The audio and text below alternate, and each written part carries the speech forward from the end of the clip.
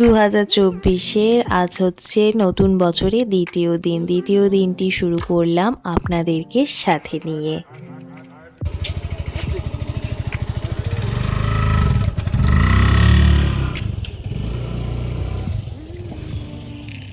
আজ তো হচ্ছে 2 জানুয়ারি মঙ্গলবার। তো আজ থেকে মোটামুটি সমস্ত শিক্ষা প্রতিষ্ঠান, অফিস সমস্ত কিছুই আজ থেকে প্রায় শুরু হয়ে যাচ্ছে, যেগুলি আর কি ছুটি থাকে। তো যাই হোক, সেরকমই মিস্টার ঘোষেরও আজকে স্কুল খুলে গেছে, আর ও যেমন স্কুল চায় সেরকমই ও সকালবেলা রেডি হয়ে স্কুল চলে গেল।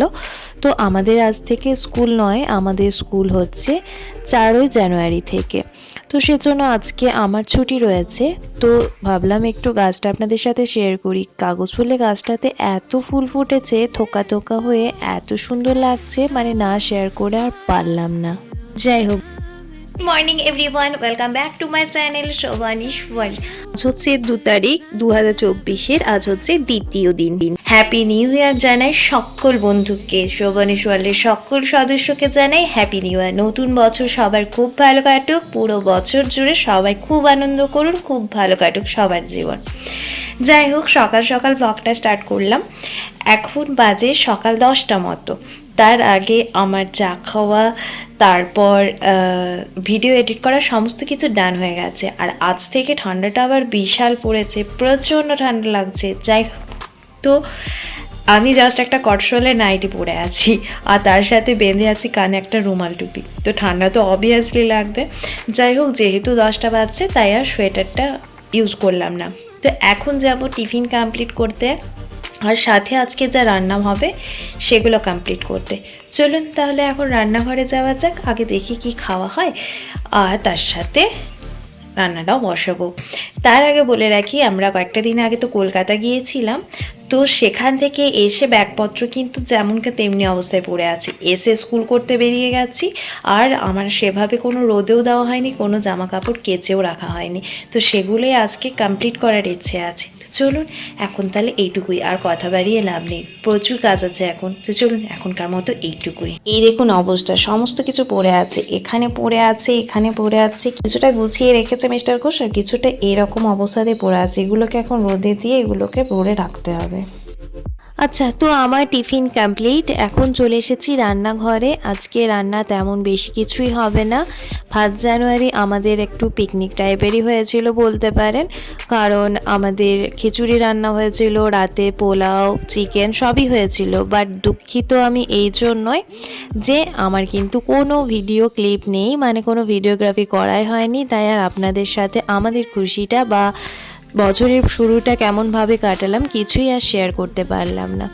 কি করব, এই দুঃখ নিয়েই জানুয়ারি মাসের মানে বছরের দ্বিতীয় দিনের ভিডিও একটু শেয়ার করতে এলাম। তো যাই হোক, এখন আজকে বানাচ্ছি একটু কুমড়ো আলু সবজি। তবে কুমড়ো আলু সবজিটা আজ একটু আমিষভাবে বানাচ্ছি, একটু পেঁয়াজ দিয়ে, একটু রেসিপিটা একটু স্পাইসি করে বানাচ্ছি। তো তাই ভাবলাম একটু শেয়ার করি।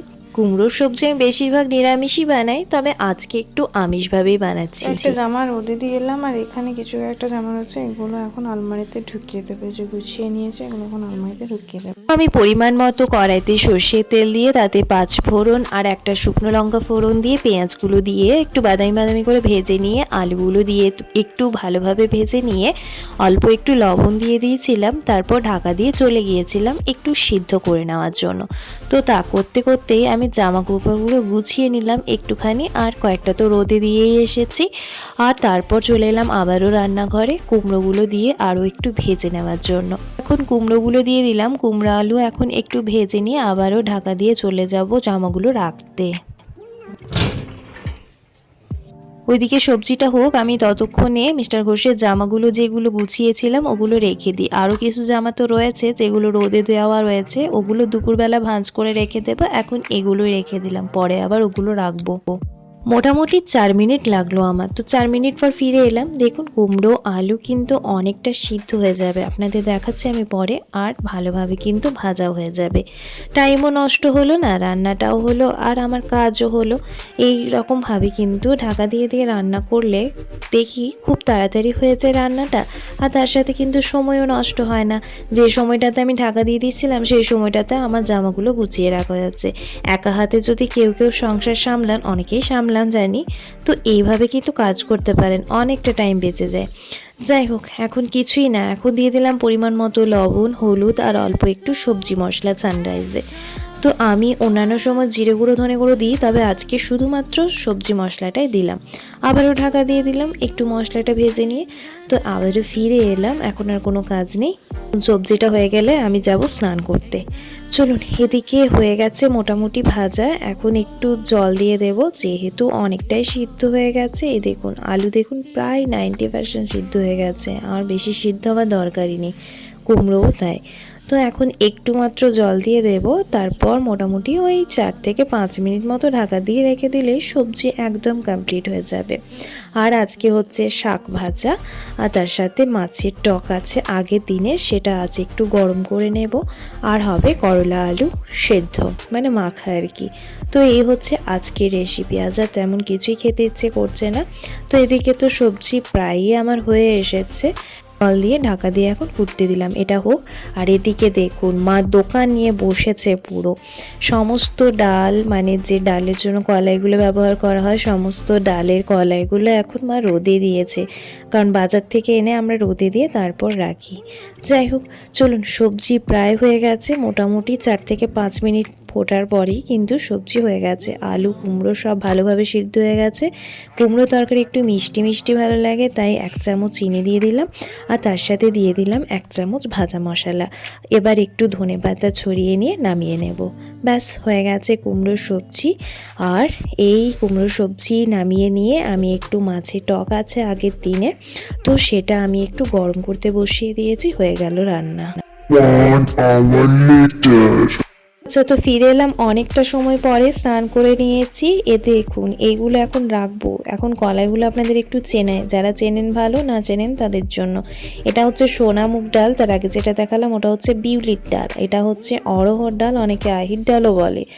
আর এটা হচ্ছে ভেট কলাই, অনেকে সয়াবিন কলাই বলে, গ্রাম বাংলায় কিন্তু ভেট কলাই বলে। তো এটা হচ্ছে ছোলার ডাল বা বুট ডাল যেটা বলবেন।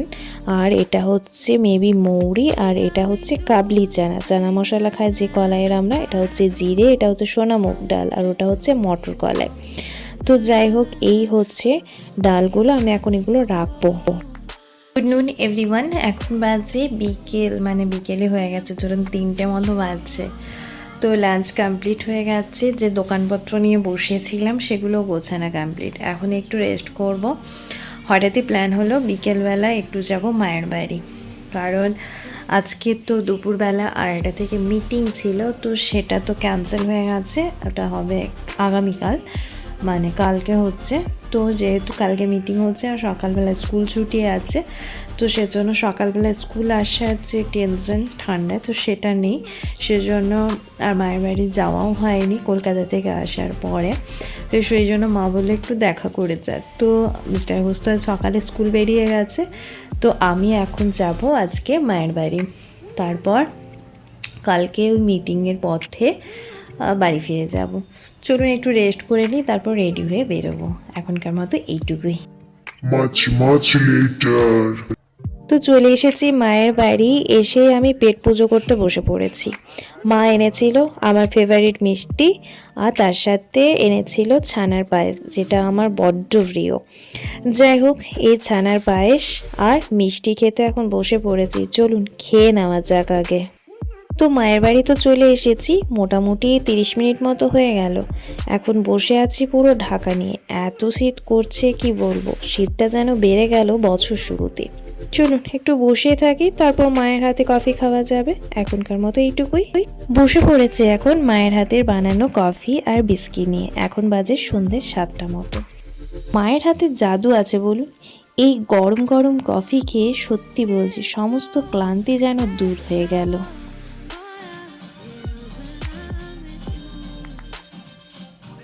বহু বছর পর সঙ্গীত বাংলা চ্যানেলটি দেখছিলাম। সেই কবে ছোটবেলায় সঙ্গীত বাংলার গানগুলো শুনতাম আর তালে তালে নাচতাম। যাই হোক, আজকে ভিডিওটা তাহলে এখানে শেষ করছি। দেখা হচ্ছে খুব তাড়াতাড়ি একটি নতুন ভিডিওর সাথে। ততক্ষণ পর্যন্ত সবাই ভালো থাকুন, সুস্থ থাকুন। ধন্যবাদ।